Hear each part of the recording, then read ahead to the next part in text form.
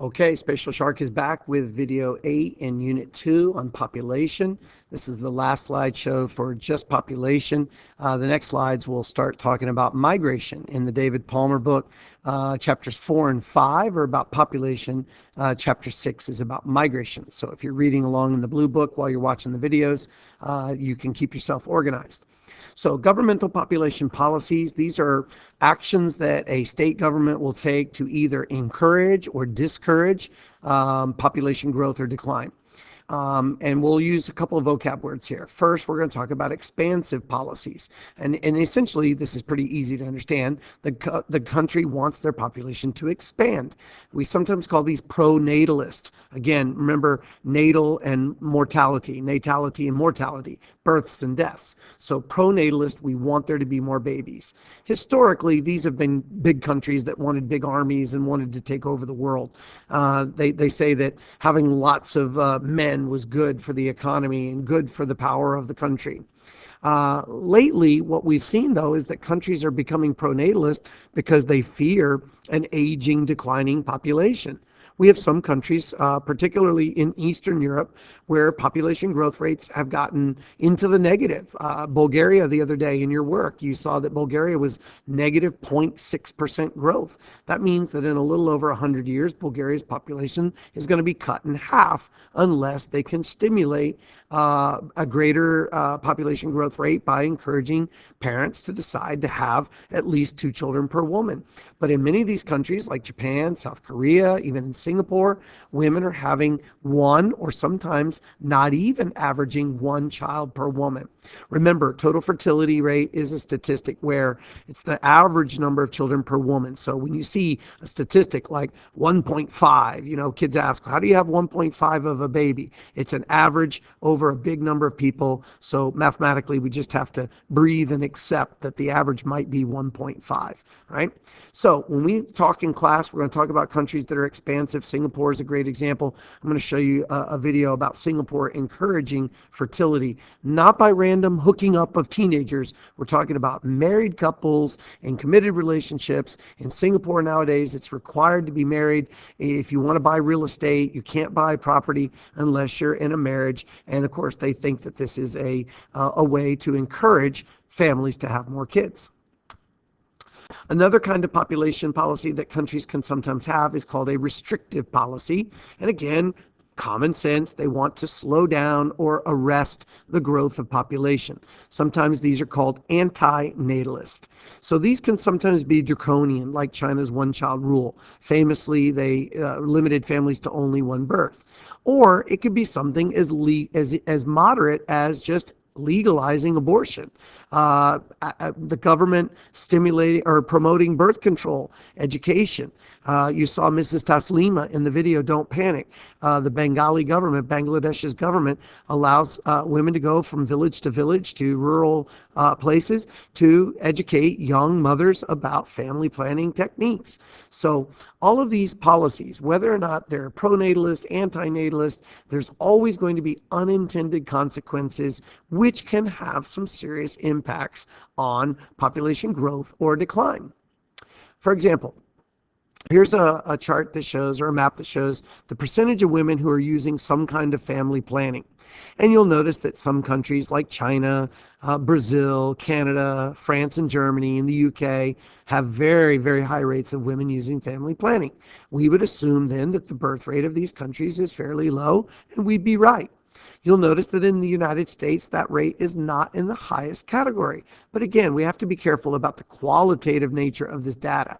How far is the United States away from being in the top category? Where you set your breakpoints has a lot to do with the results of what you see on the map in terms of your visual image of trends and data and so on. So in the United States, we know that American moms, probably more so than in any other rich industrialized country in the world, American moms are juggling not 1, but 2 jobs. Not only is mom working, but she's also taking care of the rest of us. And yes, I include dads in the us, because I've seen the boss's job in my house, and trust me, I don't want the boss's job, right? So moms, that's a big credit to them.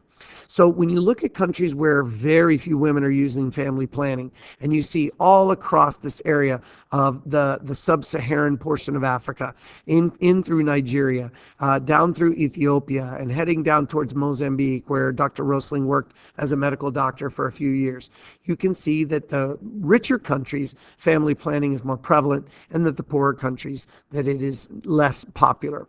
And a lot of this is changing. Remember that all over the world, as fertility, number of babies per woman is falling towards that kind of magical replacement level fertility of 2.1, we're seeing that more women are starting to accept family planning methods, and you see that these numbers will be increasing.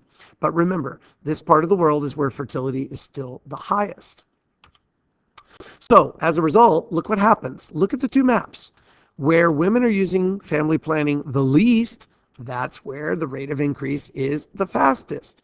And again, look at the countries in Europe, Eastern Europe particularly, and Russia, and Japan, right? These places where fertility is low, women are using family planning techniques, and as a result, the rate of natural increase is exceedingly slow. Notice that even Latin America is more women are using family planning, and their rate of growth is slowing down somewhere between 1% and 2%. Remember, 2% growth is going to be a doubling time of 35 years. So that's important. These countries that are in this highest category, their populations are going to double in less than 35 years.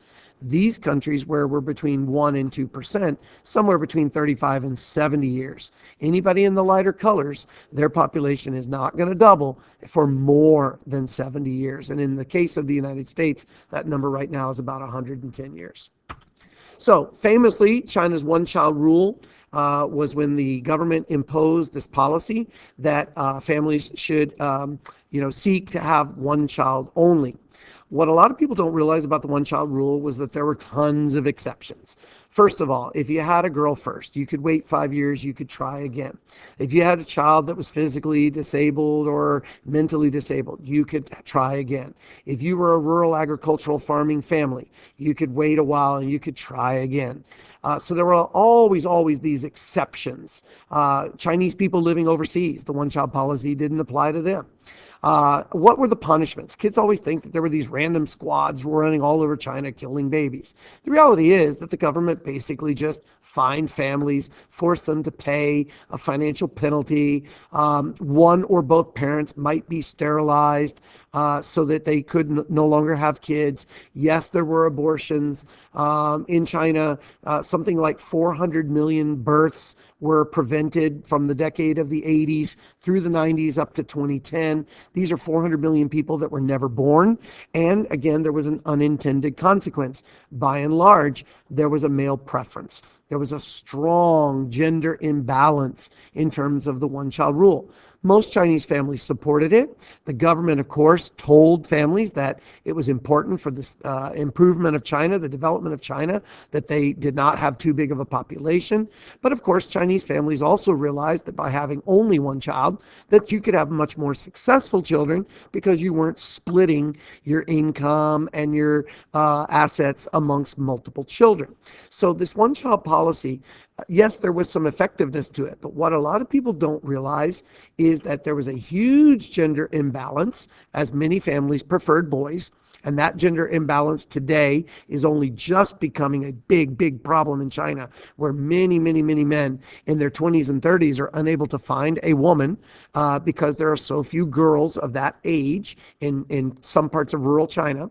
But also, people don't realize that fertility in China had already been falling long before the one-child rule went into effect in 1979. Why was fertility falling? Because again, people were becoming a little more economically well off. People realized that having lots of kids was expensive. Families were realizing that infant mortality was not as bad as it used to be. And they didn't want to have 5 children because all 5 might survive into adulthood. And then you've got 5 children to have to care for.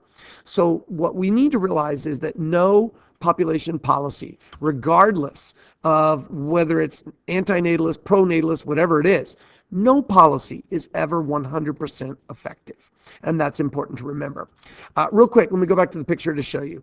So Spatial Shark wants to take a little bit of credit here. I took this picture. I went to China on a spring break trip in 2006.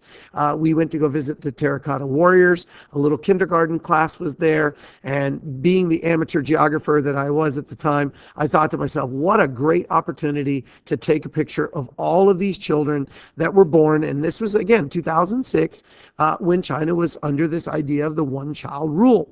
And as you can see, lots of kids, but there is definitely a male to female gender imbalance. Many, many more boys than girls. So when you think about these unintended consequences, that's a big issue. Another one, by the way, is that because you only have one child, two parents only having one child means that as those parents get older, there's only one child to take care of them in the future. So even if you get married to your spouse, you have your parents and their parents that you have to take care of. So it's kind of this issue where two children are having to now care for four elderly people.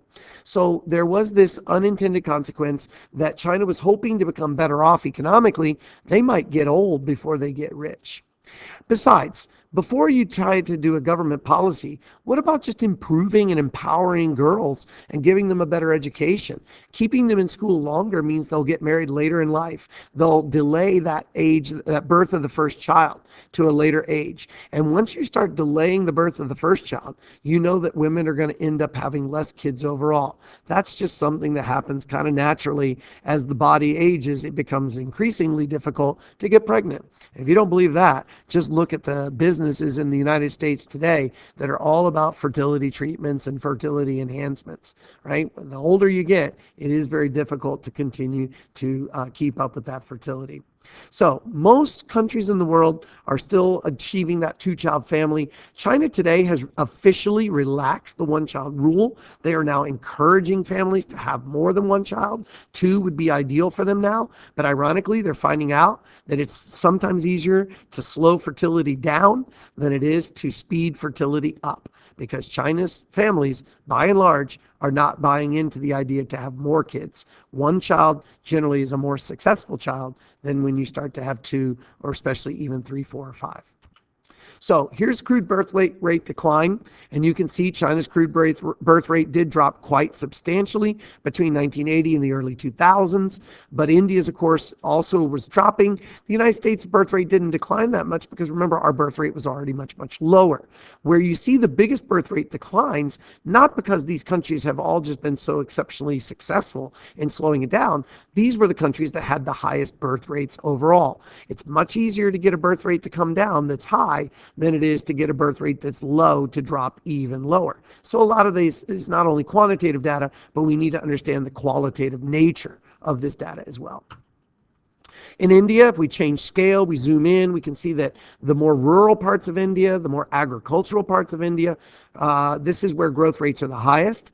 The more urban parts of India, the more educated parts of India, the bigger cities of India, we always will see that urban places, fertility is lower, girls' education is better, opportunities to work outside the home are more frequent. So again, be careful about the effect of scale on your data.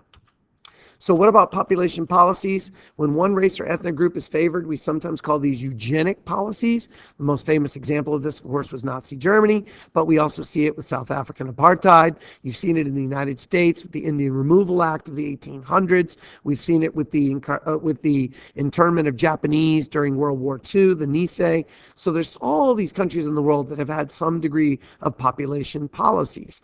Even in Japan and South Korea today, they severely limit immigration because they are afraid of losing their ethnic identity by having immigrants come in who look different, speak different languages, and so on. To some degree, Europe is like this a little bit as well. So when we talk about migration, that's a little bit of a tease for the next few videos, because the next videos will all be about migration. So I figured I would leave you with this. And this is a cool cartogram where each block is 100,000 migrants, and you can see the countries that accept more migrants and those countries that accept less. Of course, as you know, generally migrants move for economic reasons. So generally speaking, they're going to leave poorer places and go to richer places. See if you can figure out some patterns and processes looking at this, and I'll give you a big hint. Look at these 42.8 million foreign born in the United States. Why in the world would Latin Americans be moving to the United States? Why would Africans be moving to Europe? Why would South and Southeast Asians be moving to the Middle East? These are some of the patterns that you should be able to figure out based on looking at this. Hope you enjoyed it. Keep reading David Palmer's book. Study up. We're almost ready. Next test coming in about a month.